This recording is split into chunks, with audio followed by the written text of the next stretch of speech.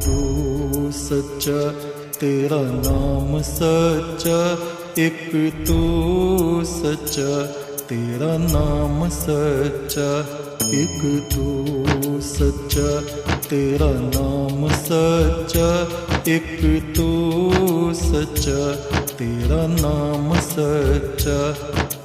कोई नहीं तेरे जैसा तेरे सिवा, एक तू सच्चा, तेरा नाम सच्चा।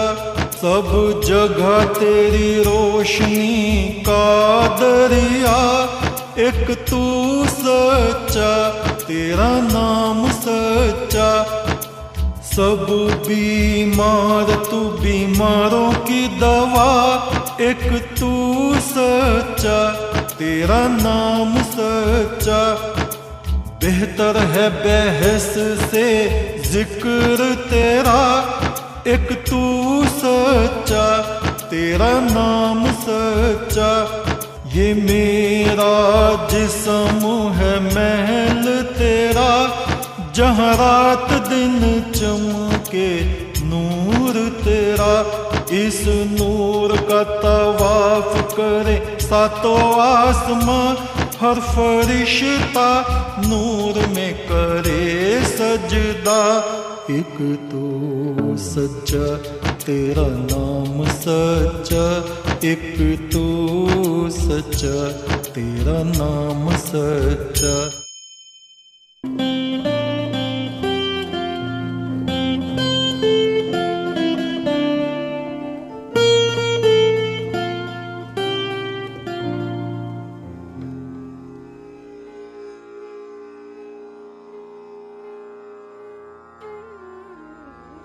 संगत की तरफ से जो विचार आए हैं वो आप सुने। देवपुत्र संयम।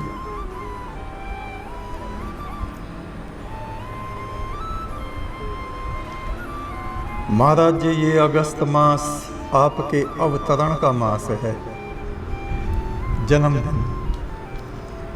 इस मास के लिए आप हम सबको कुछ संदेश देने की कृपा करें। हम आपकी प्रसन्नता के लिए क्या कर सकते हैं? ना मैं जन्मा ना मैं मरता, मैं तो किसी की छाया। ना मैं जन्मा ना मैं मरता, मैं तो किसी की छाया। परमेश्वर के महल से उतर के मैं तुमसे मिलने आया। मैं तो इस संसार के वीरानों में खड़ा हुआ सबको पुकारता हूँ, आवाज देता हूँ। जैसे कोई पागल इंसान कब्रिस्तान में या शमशान में खड़ा हुआ पूजा और आरती के लिए लोगों को बुलाता हो, पर वहाँ तो सब मुर्दे हैं। मुर्दे ना सुनते हैं, ना बोलते हैं, ना आते हैं, ना समझते हैं, लेकिन फिर भी उस क्षेत्र में विचरण करती हुई आत्माएं आती हैं, सुनती हैं और परम ब्रह्म की स्तुति में शामिल होती हैं। आप सबकी प्रसन्नता में मेरी प्रसन्नता है। मैं तो ये चाहता हूँ जो आत्माएं मेरे साथ हैं वे उस परमात्मा के संग बने रहें, उससे जुदा ना हो, अलग ना हो। उस ईश्वर के अमृत को वो अपनी आत्मा के पात्र में भर भर के उसका पान करें, पिएं और उसके लिए साधना में लगे रहें, निरंतर साधना में लगे रहें। साधना, आराधना, तपश्चर्या, व्रत, उपवास, जप, तप, व्रत, इसमें प्रतिदिन लगे रहें, प्रतिदिन लगे रहें। ये एक दिन का काम नहीं या एक महीने के लिए काम नहीं है। जब तक हमारी सांसें हैं, एक एक सांस मोती की तरह उठा उठा के हम उस परम ब्रह्म के चरणों में रखते रहें। यही मैं आप सबसे चाहता हूँ। आप देवात्मा बने, दिव्य आत्मा बने, प्रकाश आत्मा बने, चंद्रमा की शांत ज्योति जैसी शांति आप सबके हृदय में पैदा हो। राग द्वेष की, स्वार्थ की लपटें वहाँ ना हो, अशांति ना हो, ये मेरी कामना है।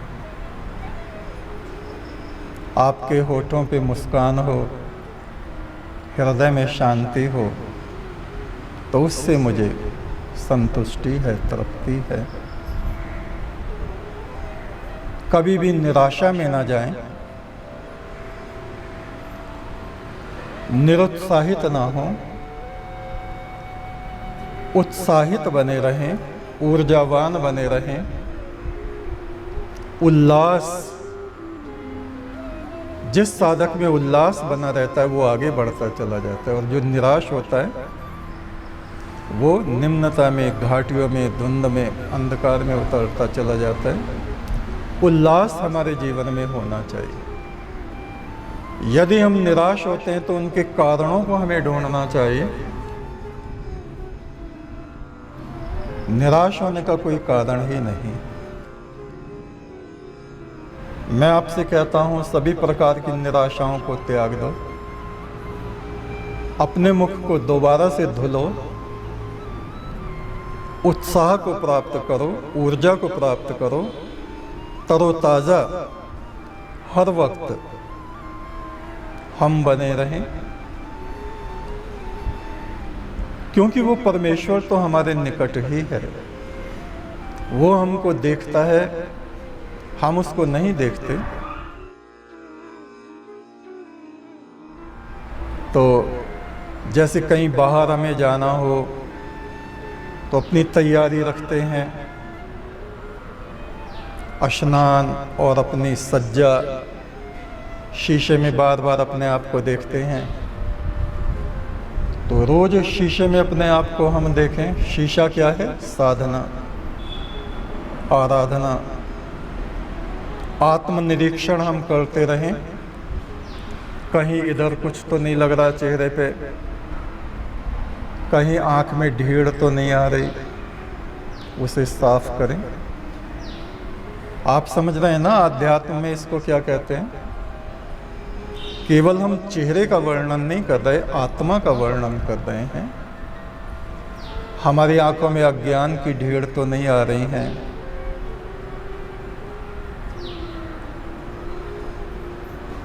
परमेश्वर की तरफ निरंतर निरंतर हमारी आत्मा बढ़ती रहे, बढ़ती रहे। इसी में मेरी संतुष्टि। हर सांस पे उस प्रभु को याद रखें, उसका अमृत मेरे साथ वालों पर बरसता रहे। हम सब अमृत आत्माएं बने। यही मेरा आपको संदेश है। प्रतिदिन प्रतिदिन जब तक हमारी सांस है।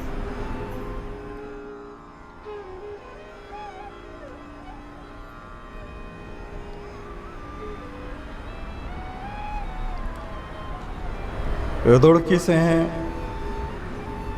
लाल साहब हमारे, श्रद्धेय गुरु जी, सादर प्रणाम, कल्याण मस्तु, शुभमस्तु। ग्रंथों में कहा गया है कि हम सबको स्व सत्ता में रहना चाहिए। स्व सत्ता अपनी आत्मा, अपना अस्तित्व, वो अस्तित्व जो कि ब्रह्म रूप है। पर सत्ता में कभी प्रवेश नहीं करना चाहिए। पर सत्ता से मतलब दूसरों के बारे में सोचते रहो, ये ऐसा है, ये ऐसा है, ये ऐसा है, ये मेरे बारे में क्या कहेगा, लोग मुझे क्या कहेंगे। इस मूर्खता में हम अपने वक्त को खराब ना करें।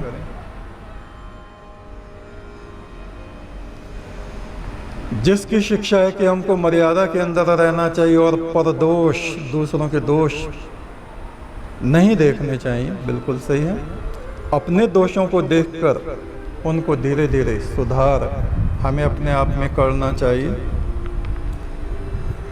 दृढ़ता से संकल्प लेकर एक एक व्रत और फिर महाव्रत लेकर उन पर सख्ती से अमल करके अपने जीवन को सभी दोषों से, रात के समय सोते समय दिन की गतिविधियों का अवलोकन करके देखना चाहिए। ये सब बातें तो हैं, लेकिन उसका आचरण भी हमें होना चाहिए। केवल हम थ्योरी की क्लास पढ़ें, थ्योरी पढ़ते रहें, ये भी क्लास चल रही है जिसमें हम आपको बता रहे हैं, और केवल आप इतना समझें कि हाँ आज तो प्रोफेसर ने अच्छा लेक्चर दिया, केवल इतने से काम नहीं चलता। आज तो गुरु महाराज ने बहुत अच्छी बातें बताई, बातें तो बता दी, उनको हमने कहाँ तक धारण किया है, वो हमारे भीतर कहाँ तक उतरी हैं, किस लेवल तक उतरी हैं, इस चीज़ को हमें देखना चाहिए।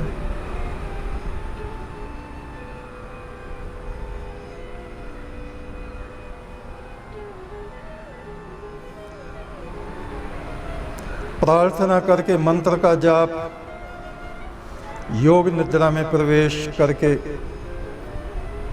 अपने जीवन को हम शांत और उच्च बनाएं। बिल्कुल ये बात तो है। और केवल सोते समय ही योग निद्रा क्यों, हर समय हमें योग निद्रा में रहना चाहिए। हर समय जो योग निद्रा में रहता है उसको तुरीय अवस्था कहा गया है। ऐसा व्यक्ति जैसी गहरी नींद से सो के उठा हो और दोपहर में हम उठे, कभी सो गए हों आधे एक घंटे के लिए और उठे तो ये लगता है, इतना शांत लगता है, ये समझते हैं ये वही दिन है या अगला दिन निकल आया, पता नहीं चलता, इतने शांत अवस्था हो जाती है। उस शांत अवस्था को तुरीय अवस्था कहा गया है। हर क्षण हर पल हम शांत रह सके, हमारा मन शांत रह सके, उद्वेगों से रहित हम हो जाएं, यही सबसे बड़ी साधना है।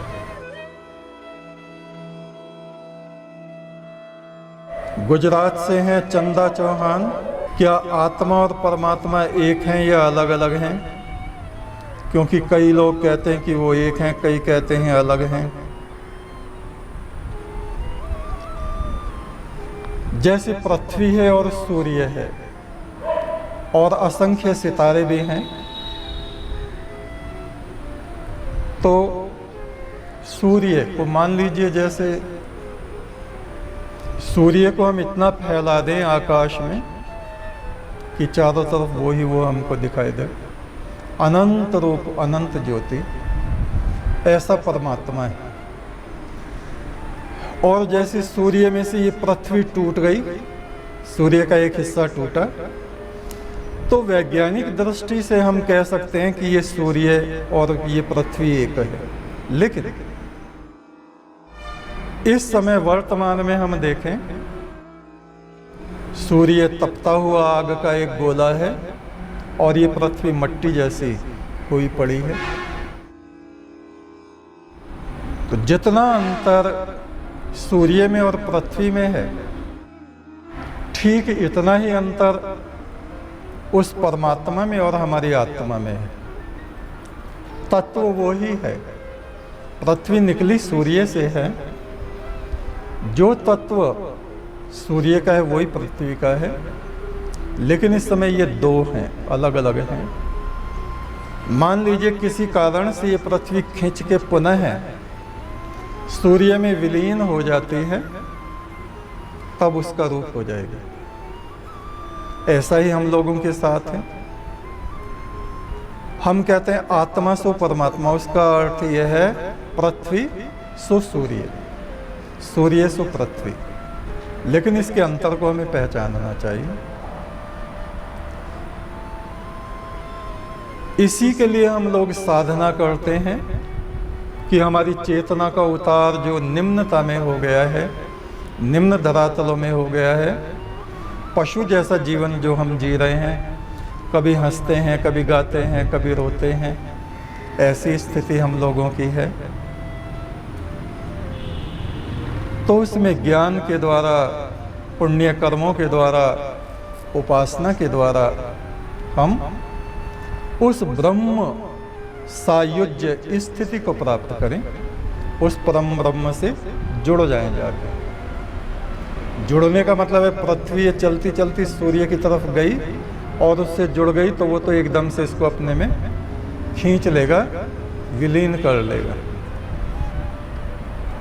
ऐसी अवस्था जब आत्मा की आती है तब कह सकते हैं कि अब ये आत्मा और परमात्मा एक। और जब तक उससे बाहर हैं तब तक हमारा जीवात्मा जो है अनेक अनेक शरीर, कभी कौवे के शरीर में, कभी कछुए के शरीर में, तो कभी कश्यप मुनि बन जाता है, ये देवताओं का भी पिता, और यही ब्रह्मा बन जाता है, यही ब्रह्मा से परे हिरण्य पुरुष बन जाता है, और यही सर्वे सर्वा बन जाता है।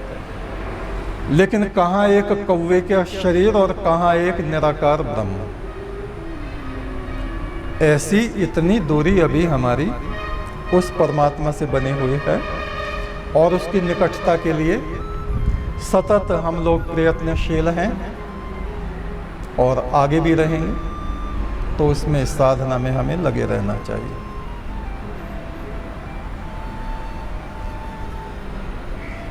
देवपुत्री निशा हैं बठिंडा पंजाब से।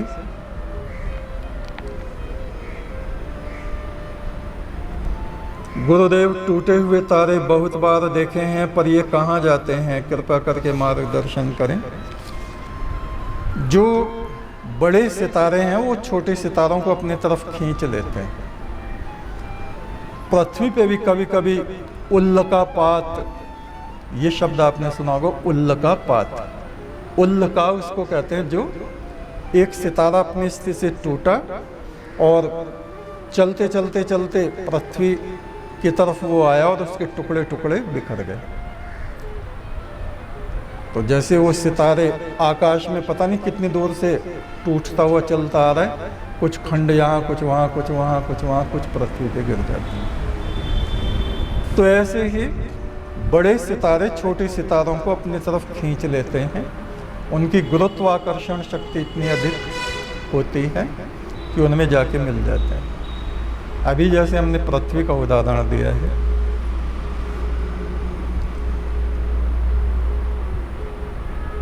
देवपुत्र शुभम। गुरुदेव, जो लोग गुरु को तो मानते हैं पर गुरु की बात नहीं मानते, उनके संदर्भ में बताने की कृपा करें। उनके बारे में क्या बताएं, आप खुद ही समझ लो। गुरु को तो मान रहे हैं, गुरुदेव गुरुदेव गुरुदेव, और गुरु की रत्ती भर बात मान नहीं रहे, तो उनको भला क्या लाभ हो सकता है? घर बैठे ये तो कहते रहे, साहब हमें जो क्लास में पढ़ाते हैं बहुत अच्छे टीचर हैं, बड़े अच्छे प्रोफेसर हैं, बहुत अच्छे लेक्चरार हैं, और उस लेक्चर को ध्यान से सुने नहीं, समझे नहीं, उसको माने नहीं, तो कौन से भला वे विद्यार्थी वैज्ञानिक थोड़ी हो जाएंगे? तो ये जो आध्यात्म मार्ग है, ये आत्मा के विज्ञान का मार्ग है। ईश्वर जिसको हम कहते हैं उसके विज्ञान का मार्ग है। इस जगत का जो विज्ञान है, जहाँ से सब कुछ उत्पन्न होता है, ये जगत, ये जीव, ये आत्माएं, उसका ये विज्ञान है। और उसी की एक क्लासेज हमारी चलती हैं।